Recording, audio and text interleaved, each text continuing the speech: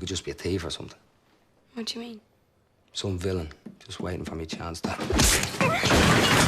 smack your jaw and rob the register while the place is empty. Welcome to Cal's Cinema. This is Intermission.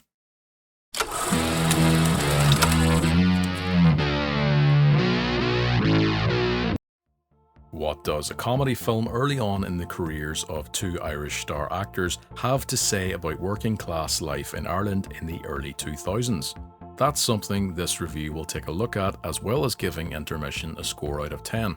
So keep watching to see the verdict on this quirky Irish comedy drama, and don't forget to subscribe to be notified of more reviews, including from Irish cinema, in future. Why not? Because then we have to listen to you. Not wise to be plied, aren't you? Intermission was released over 20 years ago at the time of making this video. Directed by John Crowley and written by Mark O'Rourke, its Dublin set slice of life looks into the breakup and resulting fallout of Cillian Murphy's John and Kelly MacDonald's Deirdre, and the wider subplots between the rest of its ensemble cast of characters displays the talent of Irish cinema on a smaller scale than the typical blockbuster or franchise film. After reviewing films from the US, Korea and Japan, I figured it was time to shine a light on a lesser known film from my home country with some big stars that everyone today would be familiar with. You don't just hook up with the next fella who walks by. And that's cold, man. That is the behaviour of, and I have no qualms about saying it, a whore. Joining Murphy and MacDonald's couple, the cast is packed with familiar faces. Colin Farrell has a scene-stealing performance as small-time hood Lehiff, and chasing him with a grudge is unhinged detective Jerry Lynch, played by Star Trek and Layer Cake's Colin Meaney. Farrell's fellow Harry Potter universe alumni David Wilmot stars as John's best friend Oscar, who works with John in the miserable supermarket. Moaning Myrtle actress Shirley Henderson also makes an appearance as Sally, Deirdre's sister. Game of Thrones Roose Bolton Michael McElhatton stars as John's love rival Sam, and there's even a small cameo by fellow Westeros star Conleth Hill, who plays Varys, here as a teacher. Oscar-nominated Kerry Condon also gets a small role as a waitress, who would go on to star, of course, as Farrell's sister in Banshees of Inisherin. I normally don't give as detailed a rundown of the cast as this, but I was amazed to see all these now well-known Irish actors, except Henderson and MacDonald, who are of course Scottish, in one film that has gone largely unnoticed. So I guess it's worth showing these faces beyond Murphy and of course Farrell. Holy God, what are you showing me? His head. Come on! Open your head!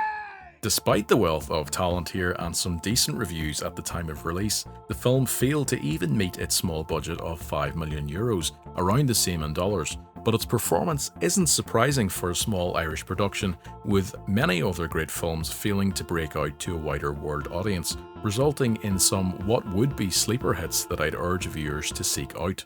Clever. Gotta fucking believe it. This shite's got to be Stephen fucking Hawking.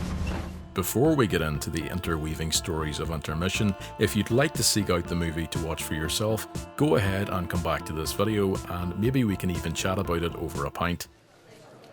Huh? Look, I'm gonna go home, man. You want?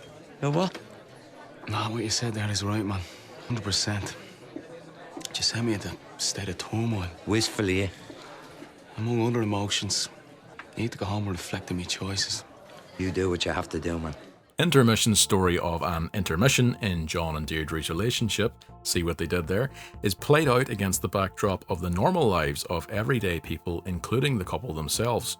The rift between John and Deirdre is the cause of most of the shenanigans that play out before their reconciliation, including some action scenes and subplots involving criminal activity. A surprisingly efficient scheme cooked up between Lehiff, John and fired bus driver Mick sees Sam being forced to rob the bank he works at while Deirdre is kept hostage. Had it been successful, Sam would have presumably been arrested for the crime, and John would have enough cash well beyond his pay at his supermarket job to win Deirdre back. At least that's what John thinks he needs to do to win her back anyway.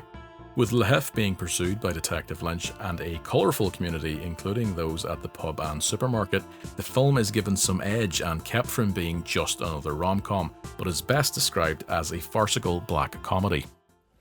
All right, Lehiff? Who did that to you? You're the L one, man. She poked me in the eye with her cock. Shit, cheeky little fuck you. Don't move. Stay where you are. Take your scolding. Now, hang on till I shake. The intersecting stories perfectly capture what can be the monotony of everyday life in Ireland and the pull to make something more of your situation than what you have, kidnapping and robbery or not. But ultimately, in the end, the solution to the age-old problem of not knowing what you've got till it's gone in relation to John's breakup with Deirdre is the natural conclusion for the film. That's not to say the scenes of paralysed pint drinking and vehicular sheep slaughter don't provide laughs along the way. Sorry, sheep. Gotta put you down, man. Out of your misery. So, what's the verdict on Intermission? Well, while trying to be unbiased about an Irish film, Intermission should be scored purely as a comedy. I don't know if some of the humour translates to wider audiences, and the plot may at times be light on action despite the scenes between Colin and Colin Farrell. The bank scheme comes quite late on in the film, and up till then it mainly relies on the jokes from the interactions in the relationships of the characters. No bad thing, but it doesn't provide belly laughs that some viewers may expect from a black comedy. All in all, Intermission doesn't blow the viewer away with its humorous look at Irish life, but keeps you entertained along its 1 hour and 42-minute runtime with great performances from future star actors and an interesting patchwork of interconnecting storylines. Intermission gets a score of 6.6.